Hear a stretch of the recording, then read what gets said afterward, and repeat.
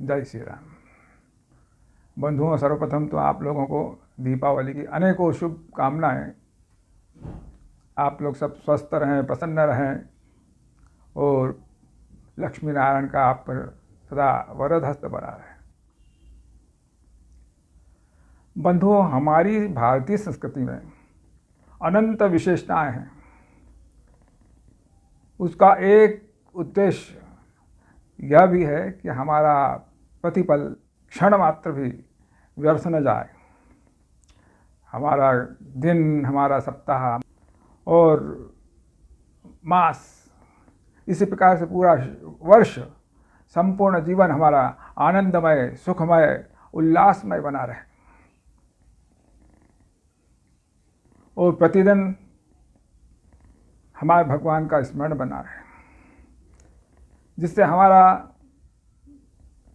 यह वर्ष, पूरा जीवन मंगलमय हो जाता है। बंधुओं, हम आज बात कर रहे हैं प्रबोधिनी एकादशी, जिसे हम देवोत्थापिनी एकादशी भी कहते हैं। एकादशी का बड़ा महत्व है। वैसे तो पूरे 12 मास की एकादशी करना चाहिए, लेकिन नहीं हो सके तो कम से कम इस एकादशी, जो देव उठनी एकादशी है, इसको अवश्य करना चाहिए। इसके करने से हमें बहुत शांति मिलती है और नाना प्रकार के हमारे कामनाएं पूर्ण होती हैं। बंधुओं, यह देव उठनी एकादशी के बाद ही जितने शुभ कार्य होते हैं वो इसी के बाद होते हैं।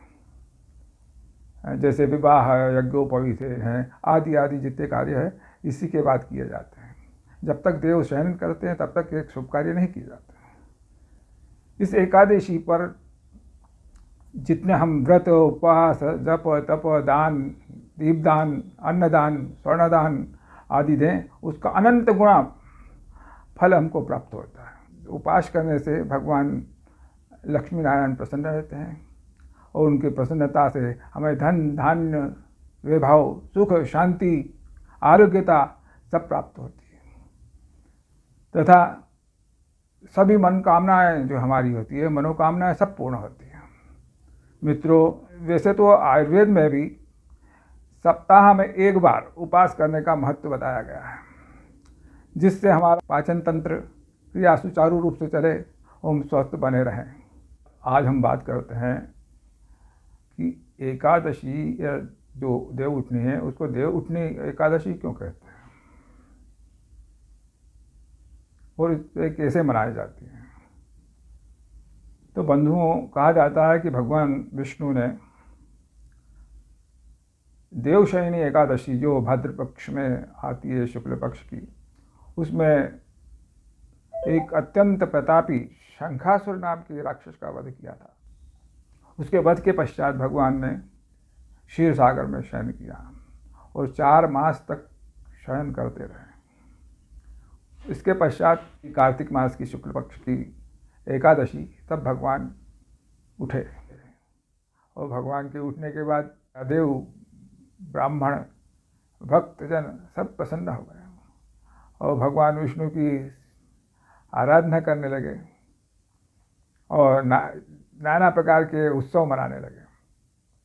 मित्रों, वैसे तो भगवान विष्णु जो जगत का पालन करते हैं, प्रतिपक्ष भक्तों की रक्षा के लिए तत्पर रहते हैं, कभी सोते नहीं, किंतु भगवान को भक्तजन भावना से जानते हैं, भावना से मानते हैं और भक्तों का यह मानना होता है कि यथा देहे तथा देव। जिस प्रकार हमारा देह है ऐसे ही भगवान भी है। तो जैसे ठंड के दिन हैं तो भगवान को वस्त्र, गर्म ऊनी वस्त्र पहनाते हैं, गर्मी के दिन है तो मलमल के वस्त्र बनाते के पिलाते हैं, भगवान को पंखा करते हैं।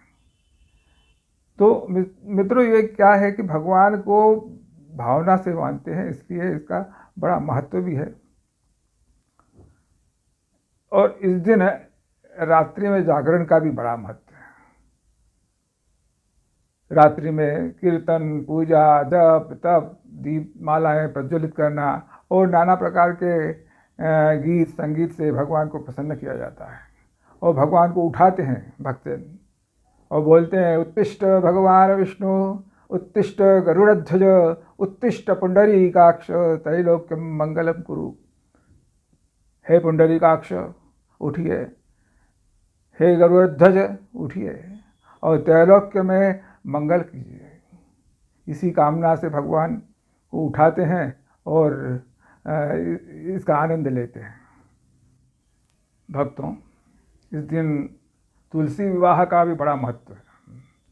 माता तुलसी के क्यारे को सुसज्जित किया जाता है, अक्षत पूजन, कुंकु अक्षत से उन्हें पूजन करके और उनके ऊपर चुनरी उड़ाई जाती है और भगवान सालग्राम की प्रतिमा को लेकर के तुलसी जी को का कुंडा लेकर के 7 फेरे लगाए जाते हैं। जिस प्रकार से हमारे विवाह में किया जाता है, ऐसा ही लेकर के पूरा आनंद से तुलसी सालग्राम विवाह संपन्न किया जाता है। इसका बड़ा महत्व है और काफ़ी पुण्य प्राप्त होता है, भगवान प्रसन्न होते हैं इससे। इस प्रकार जैसे बड़ी दीपावली को लक्ष्मी नारायण की पूजा की जाती है, इसी प्रकार से छोटी दीपावली को, जिसे छोटी दीपावली इसलिए कहते हैं कि उसमें जितने कर्म हैं वो भी इसमें किए जाते हैं, तो इस कारण से इसका भी बड़ा महत्व है। और इसके करने से हमारे सब मनोकामनाएं पूर्ण होती है, हृदय में उल्लास जागृत होता है और भगवान विष्णु और माँ लक्ष्मी की हमारे पर एक अनन्य कृपा बनी रहती है। इसलिए इसको बहुत सुंदर ढंग से मनाएं। जय श्री राम।